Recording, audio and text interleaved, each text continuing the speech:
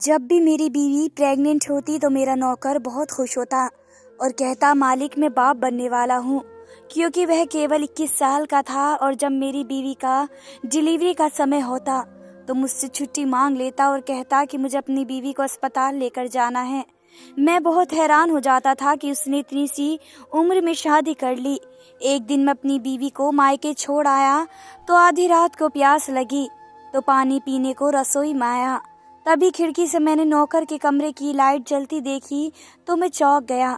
जब मैंने नौकर के कमरे में अंदर जाकर देखा तो मेरी आंखें फटी की फटी रह गई, क्योंकि वहाँ मेरी बीवी। मेरी शादी को 4 साल पूरे होने के बाद मेरी बीवी ने सबसे बड़ी खुशखबरी मुझे सुनाई थी। वे कहने लगी यश मैं माँ बनने वाली हूँ। ये खबर सुनने के बाद मुझे अपने कानों पर विश्वास नहीं हो रहा था। मैंने कहा पूजा ये तुम क्या कह रही हो? यश मैं सच कह रही हूँ, आपकी कसम। बहुत जल्द हमारे पास एक नन्हा सा मेहमान आ जाएगा। उसकी बात सुनकर मेरे दिल में तो खुशी की लहर दौड़ने लगी। मैं बोला पूजा आज तुमने मेरा जीवन सफल कर दिया है। तुम रुको, मैं ये खबर अपनी माँ को सुना कर आता हूँ।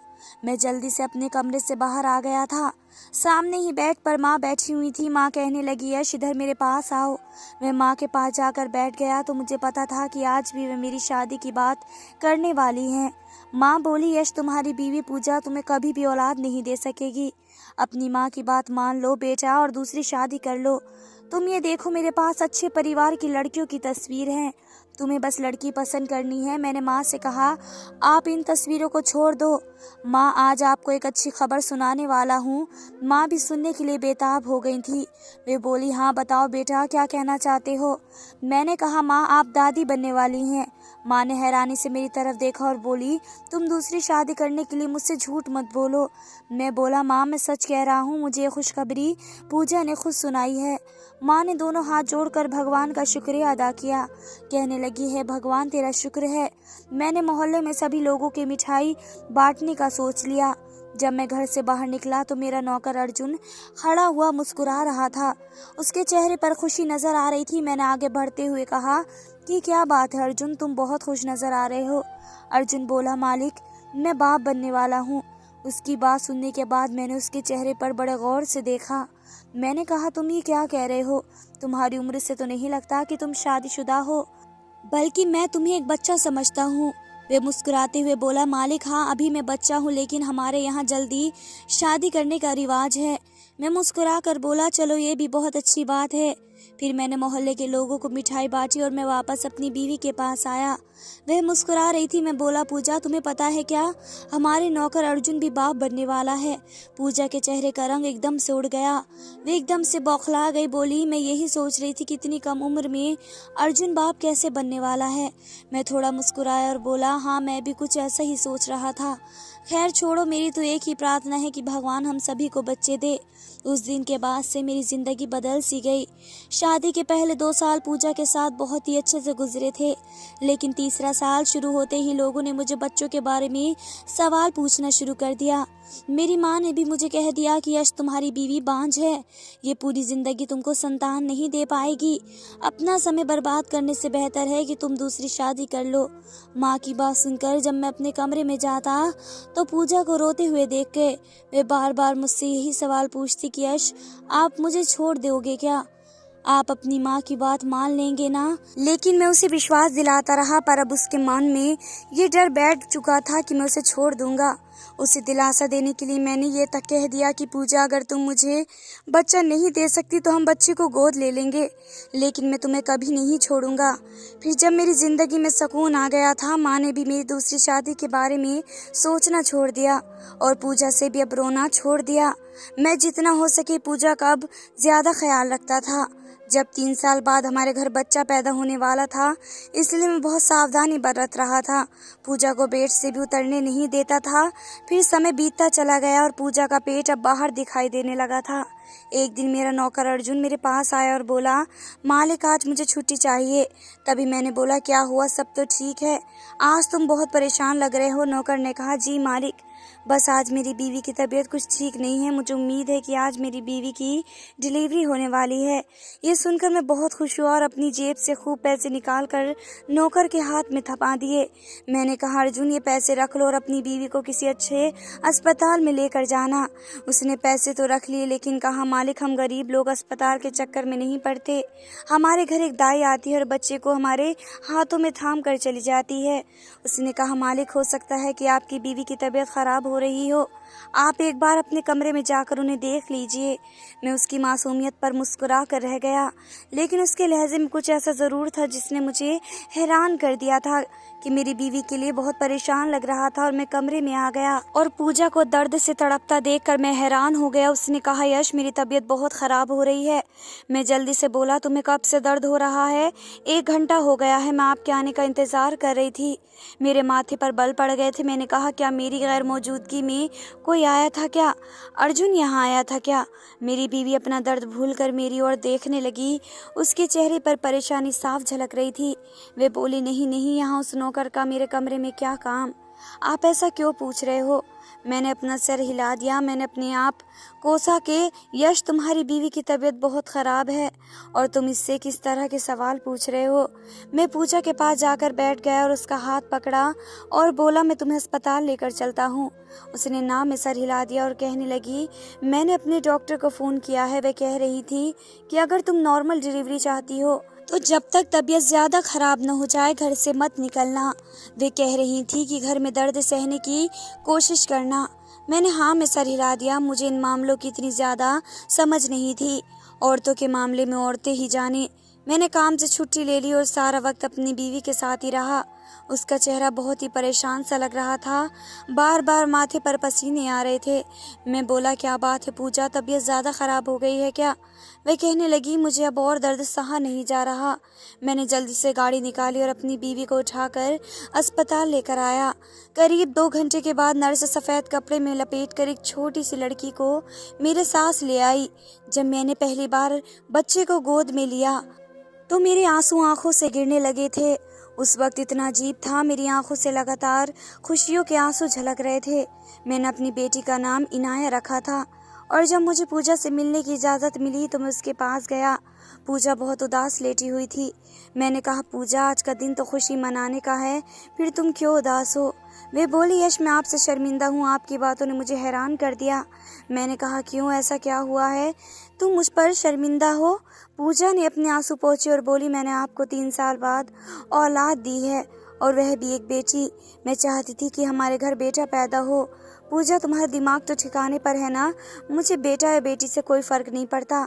मेरे लिए इतना ही काफ़ी है कि मेरे बच्चे ने तुम्हारी कोख से जन्म लिया है। मेरे इतने समझाने के बावजूद भी उसका दिल नहीं मान रहा था। उसने कहा कि आपकी माँ आपको फिर से शादी करने के लिए मजबूर करेंगी। मैंने कहा, नहीं, अब बिल्कुल ऐसा नहीं होगा। तुम बिल्कुल भी चिंता मत करो। पूजा की डिलीवरी नॉर्मल हुई थी, इसलिए शाम तक उसे अस्पताल से छुट्टी मिल गई। मैं घर वापस आया तो मेरी माँ बहुत ही खुश थी।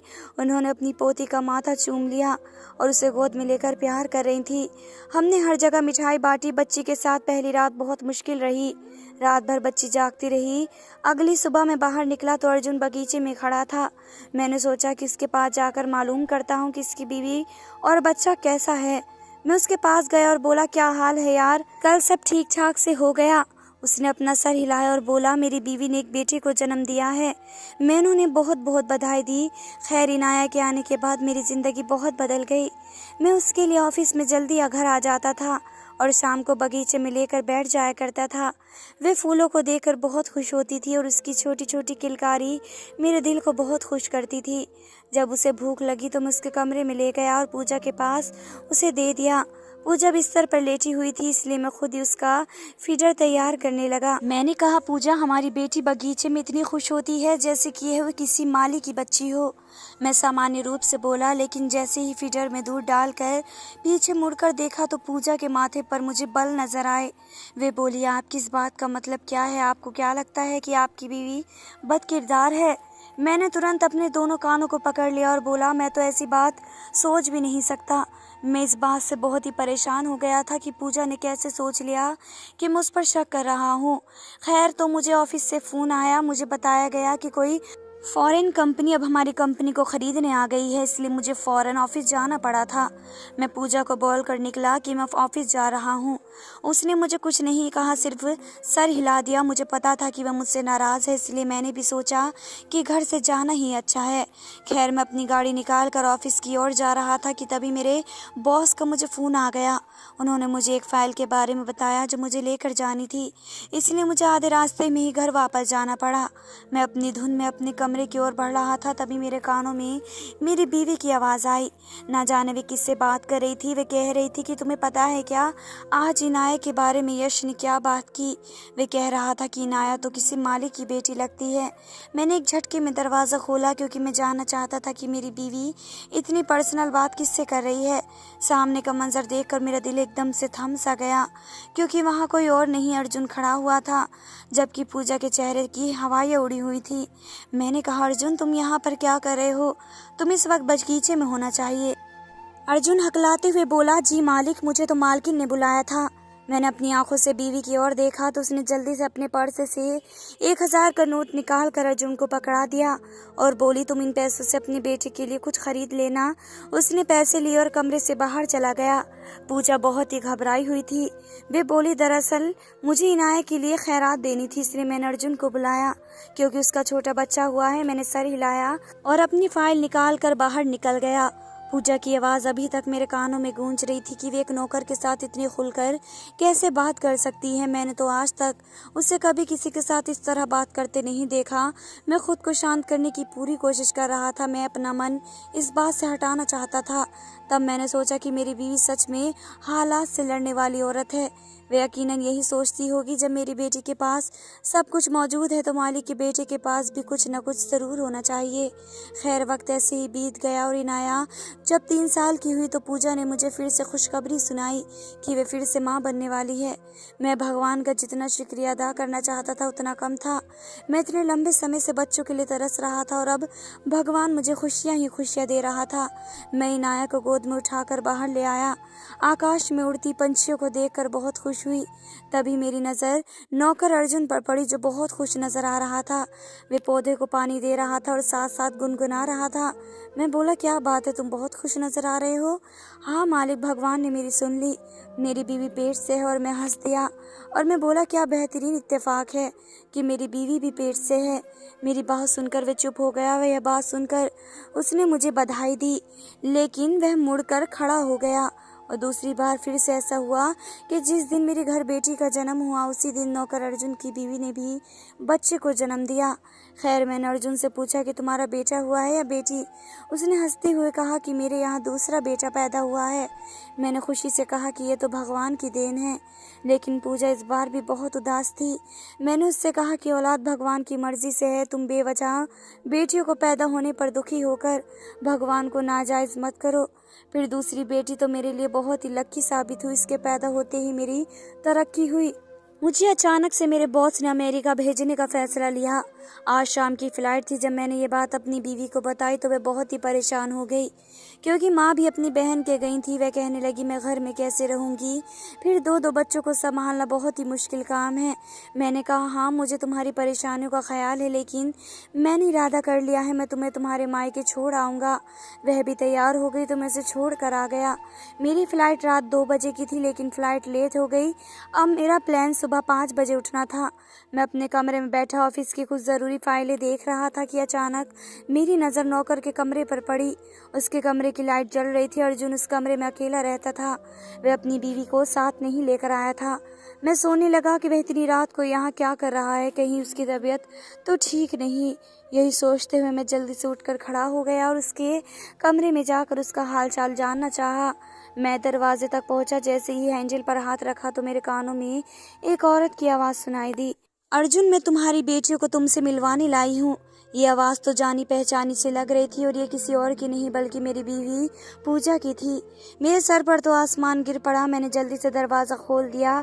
सामने ही मेरी बीवी दोनों लड़कियों को लिए खड़ी थी और अर्जुन भी खड़ा था। पूजा मुझे देखकर गुमसुम सी हो गई। मैं बोला, ये क्या बकवास है। पूजा रोने लगी। वह बोली, यश, मैं आपको सब कुछ सच सच बता देती हूँ। मैंने उसके चेहरे पर थप्पड़ मारा और बोला, अपनी बकवास बंद करो। तुम जैसी औरत मैंने आज तक नहीं देखी। दिल तो चाहता है कि तुम्हें अभी तलाक दे लेकर यहाँ से निकाल दूँ। तलाक की बात सुनकर पूजा मेरे पैरों में गिर गई और बोली, भगवान के लिए मेरे साथ इतना बड़ा जुल्म मत करना। मैं बहुत ही मजबूर थी। शादी के 3 साल तक हमारे यहाँ औलाद नहीं हुई। कसूरवार कौन था? कोई भी नहीं, क्योंकि औलाद भगवान के हाथ में होती है। वे जिसे चाहे अपनी झोली औलाद से भर देता है और जिसे चाहे उसे खुशी से दूर रख देता है। और फिर लोग मुझे ही क्यों दोषी समझते रहे थे? मैं बहुत मजबूर हो चुकी थी। जब मैंने खुद की जांच करवाई तो वह डर सच साबित हुआ था कि मैं माँ नहीं बन सकती। तुम्हारी माँ जो मुझे बांझ को लेकर ताने मारती थी, वे सच था। मैं सच में औलाद पैदा करने के काबिल नहीं थी। मैं यह हकीकत तुम्हें बता नहीं सकती थी, फिर तो तुम मुझे छोड़ देते। इसलिए मैं घर के नौकर को विश्वास में लेने की कोशिश की। मैंने उससे कहा कि मैं बच्चे को गोद लेना चाहती हूँ, तो मेरी मदद करो।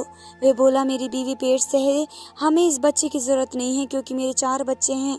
अगर आप कहें तो मैं औलाद आपको दे दूंगा, मगर फिर आपको मेरा ख्याल रखना होगा। इसलिए मेरे मन में यह ख्याल आया कि क्यों ना मैं सबको बता दूं कि मैं पेट से हूँ, और फिर मैंने वैसे ही किया। मैंने अर्जुन को इसी औलाद के खातिर 2 लाख दे दिए थे और इनाया हमारी हो गई थी। लेकिन मेरी ये ख्वाहिश थी कि हमारे घर एक बेटा भी पैदा हो जाए। इसलिए मैंने नौकर अर्जुन से कहा कि मुझे एक बेटी की ज़रूरत है। वह बोला कि मेरी बीवी आपके लिए बच्चा पैदा करने के लिए तैयार है। मैं बहुत खुश हुआ। मैं जिस दिन वह पेट से हुई थी, मैंने आपको कह दिया कि मैं पेट से हूँ। यश, मैंने दोबारा ये खेल बेटे के लिए रचाया था, लेकिन इस बार भी नौकर के यहाँ बेटी ही पैदा हुई। खैर, समय पर मैं अर्जुन की मदद करती रहती थी। इसी वजह से मेरे सर से तलाक का बोझ उतर गया। मैं उसे अपने कमरे में बुलाकर अपनी बेटी से मिलवा दिया करती थी। फिर आज आपने बताया कि आज आप अमेरिका जा रहे हैं, तो मैंने नौकर से कहा कि अपनी बीवी को लेकर यहीं आ जाना, मैं बच्चों से इसे मिलवा दूंगी। अर्जुन तो अपनी बेटी को देखने आया था, लेकिन उसकी बीवी नहीं आई। कहने लगी कि मैं एक बार जो चीज़ देती हूँ, अब मैं पीछे मुड़कर उसे नहीं देखना चाहती। यह मेरी हकीकत है। यश, मुझे माफ़ कर दो। मैंने ये सब आपके प्यार के लिए किया था। मैं आपको खोना नहीं चाहती थी। मैंने गुस्से से चिल्लाते हुए बीवी को बोला, पूजा, मैंने तुमसे कहा था कि बच्चा गोद देने को तैयार है, फिर तुमने मुझे ये सब क्यों छुपाया? तुमको मुझे सच बता देना चाहिए था। पूजा ने मेरे आगे हाथ जोड़ दिए। उस वक्त मेरे सामने एक मजबूर पत्नी खड़ी थी, जिसे इस समाज के लोगों ने इस हद तक मजबूर कर दिया था कि उसे पैसों से औलाद खरीदने पर मजबूर होना पड़ा। मुझे उस वक्त उस पर बहुत दया आई। मैं जानता था कि वह मुझ पर भरोसा नहीं कर सकती थी, क्योंकि समाज में ऐसे भी लोग हैं जो दूसरी शादी के लिए हमेशा तैयार रहते हैं। जरा भी इशारा मिले तभी फौरन दूसरी चाहत में अपनी पहली पत्नी को छोड़ने के लिए तैयार हो जाते हैं। मैंने आगे बढ़कर पूजा के आंसू पहुँचे। मैंने कहा, पूजा, मुझे तुमसे सिर्फ इस बात की शिकायत है कि तुमने मुझसे इतनी बड़ी बात क्यों छुपाई? उसने मेरी तरफ विश्वास से देखा और बोला, क्या आपने मुझे माफ़ कर दिया? मैंने हाँ में सर हिला दिया तो एकदम वे शांत हो गई और बोले, यश, हम इन लड़कियों को अपने साथ में रख सकते हैं ना? मैंने बोला, पगली, ये हमारी बेटियां हैं, हमारे साथ नहीं रहेंगी तो कहाँ जाएंगी? मेरी बात सुनते ही पूजा की आंखों में खुशी के आंसू आ गए। मैंने नौकर अर्जुन का शुक्रिया अदा किया और उससे विनती की कि इस राज को अपने सीने में ही दबा कर रखे। वे बोला, ऐसा ही होगा। फिर मैंने अपनी बेटी को उठा लिया। फिर पूजा मेरी तरफ देखकर मुस्कुराने लगी। मैंने पूजा का हाथ पकड़ा और उसे अपने कमरे की ओर ले गया, क्योंकि वे मेरी बीवी थी और मेरी इज्जत थी। उसकी जगह मेरे घर में थी। दोस्तों, उम्मीद करती हूँ कि आपको मेरी आज की कहानी पसंद आई होगी। प्लीज़ मेरे चैनल को सब्सक्राइब करें और कहानी को लाइक करें। मिलते हैं अगली वीडियो के साथ, तब तक के लिए धन्यवाद।